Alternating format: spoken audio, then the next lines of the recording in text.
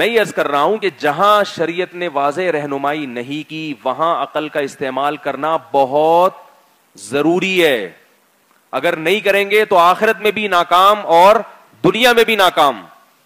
میں بار بار صحت کی مثال اس لیے دیتا ہوں کہ صحت کو تو ہر شخص چاہتا ہے نا صحت بنانا. کیا خیال ہے؟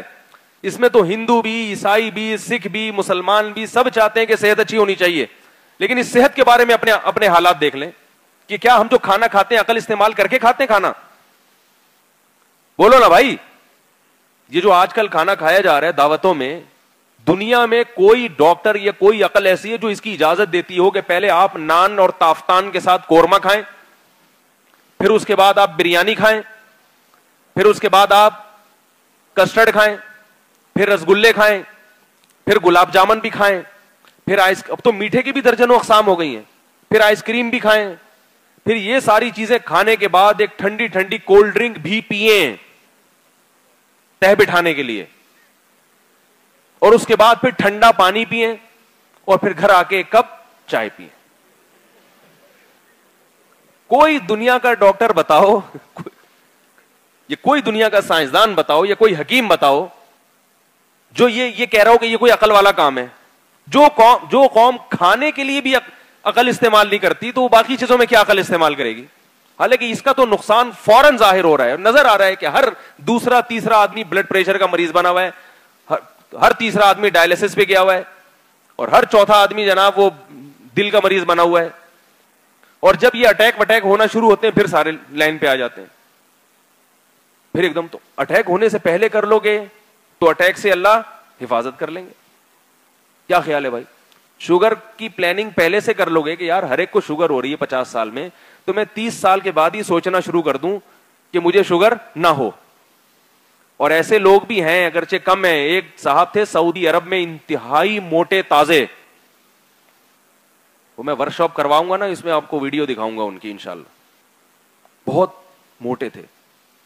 وہ کسی کمپنی میں گئے کوئی مشورہ دینے کے لیے، کوئی پلاننگ بتانے کے لیے نا، تو کمپنی میں بھگا دیا. انہوں نے کہا یہودیوں کی تھی شاید، مجھے پورا واقعہ یاد نہیں ہے، سرسری سی جو یاداشتیں رہ گئی وہ بتا رہا ہوں.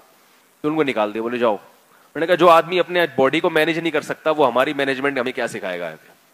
تو یہ بات ان کے دل پہ اثر کر گئی. ابھی تک ان کو اٹیک ہوا نہیں تھا، ورنہ یہ بات سنتے نا تو ایک اور اٹیک ہو جاتا. ٹھیک ہے نا. انہوں نے کہا یار یہ تو پھر وہ صحت بنائی اس نے، اور وہ پگھل کے مختصر ہو گئے، اور بڑی ایکسرسائز کی، کھانے پینے پہ کنٹرول کیا. تو ان کو ڈاکٹر جو شوگر کا اسپیشلسٹ تھا اس ڈاکٹر نے کہا کہ آپ کو 5 سال کے بعد شوگر ہونے والی تھی، آپ نے شوگر کو 20 سال پیچھے دھکیل دیا ہے. نہیں ہے بات سمجھ میں؟ یعنی اس کی تو پہلے سے ٹیسٹ کیے ہوئے تھے نا. آپ کو 4 سے 5 سال میں شوگر کا ہونا یقینی تھا جو آپ کا لائف اسٹائل تھا. اب جو ہم نے آپ کا ٹیسٹ کروایا اس سے پتا چلا کہ کم سے کم 25 سال لگیں گے شوگر ہونے میں. یعنی اگر ہوئی تو 25 سال کے بعد ہوگی، 25 سال سے پہلے نہیں ہو سکتی. تو عقل استعمال کی تو ہو گیا نا کام. اب وہ اعتدال سے مٹھائی بھی کھا سکتا ہے، لڈو بھی کھا سکتا ہے، کھجور بھی کھا سکتے ہیں، اور اگر ہو جاتی ساری چیزیں چھوڑ جاتی. تو کھانے میں عقل استعمال نہیں کرتے، باقی چیزوں میں، سونے میں تو کرتے ہی نہیں ہے. سو رہے ہیں تو سو رہے ہیں پڑے ہوئے، پولیس بلوانی پڑتی ہے اٹھانے کے لیے. جاگ رہے ہیں تو پاگلوں کی طرح جاگ رہے ہیں، بیٹھے ہیں پوری پوری رات جاگ رہے ہیں. تو جہاں اللہ اس کے رسول نے ہمیں حکم دیا ہے کہ عقل استعمال کریں، وہاں ہمیں عقل استعمال کرنی پڑے گی، کیونکہ قرآن کہہ رہا ہے کہ ہم نے جنت عقل مندوں کے لیے بنائی ہے، پاگلوں اور بے وقوفوں کے لیے نہیں بنائی ہے. یہ قرآن کے الفاظ ہیں. ان فی ذلک لآیات لأولی الالباب، فرمائے اس کائنات میں نشانیاں ہیں عقل والوں کے لیے، احمقوں اور بے وقوفوں کے لیے کچھ بھی نہیں ہے. اور اللہ جنت کس کے لیے سجا رہا ہے؟ اللہ عقل مندوں کے لیے. عقل مند سے مراد وہی جو 2 قسمیں میں نے بتائی تھی نا، اس میں دوسری قسم جو عقل کا استعمال کرتے ہیں. یہ وہ عقل نہیں جو بادام کھانے سے آتی ہے، وہ تو سب میں ہی آ جاتی ہے. بادام کھانے سے دماغ تیز تو ہوتا ہے، مگر عقل کو استعمال کرنے کی صلاحیت جبھی بڑھے گی جب آپ کرو گے. ایک آدمی پراٹھے کھا رہا ہے اور دیسی گھی کھا رہا ہے، اس کے بازو مضبوط ہو گئے، تو مضبوط ہونے سے یہ لازم تو نہیں آتا کہ آپ اس کو استعمال بھی کر رہے ہو. تو عقل کا استعمال کرنا جو ہے نا، یہ بہت اہم چیز ہے. لوگ بادام پہ زیادہ زور لگاتے ہیں، عقل کو استعمال کرنے پر زور نہیں لگاتے. ایک آدمی بادام کھائے بغیر اگر عقل کا استعمال کرے گا تو وہ زیادہ عقل مند بن جائے گا بنسبت اس کے جو بادام تو صبح شام کھاتا ہے مگر عقل کا استعمال نہیں کرتا. اس کی مثال دے کے بات ختم کرتا ہوں.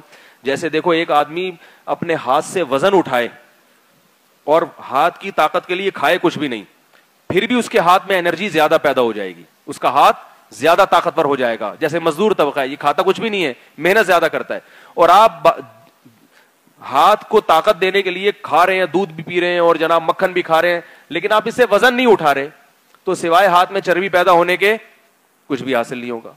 تو مزدور طبقہ تو بیچارہ سوکھی روٹیاں کھاتا ہے, لیکن ہاتھوں میں طاقت کتنی ہوتی ہے. تو عقل جو بڑھتی ہے انسان کی بادام کھانے سے بھی بڑھتی ہے, لیکن زیادہ بڑھتی ہے, بولو نا بھائی, میں مثال بھی تاکہ آپ کہیں نہ سمجھیں کہ پتہ چل جائے عقل ہوتی کہاں ہے. یہ جو ہے نا, یہ اس میں توانائی بڑھتی کب ہے, اس کی صلاحیتیں بڑھتی کب ہیں, جتنا آپ اس کو استعمال کریں گے.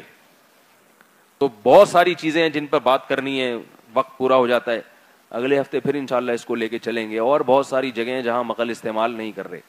کھانا کی مثال تو اس لیے دیتا ہوں, تو سب سے پہلے ہے صبح دوپہر شام رات, یہ سامنے آ رہا ہے ہمارے, کھا لیا مدذل لا لیا, جو ملا کھا لیا, سب کچھ کھاتے چلے جا رہے ہیں, اور بالآخر ایک دن دار فانی سے ہمیشہ کے لیے کوچ کر جاتے ہیں.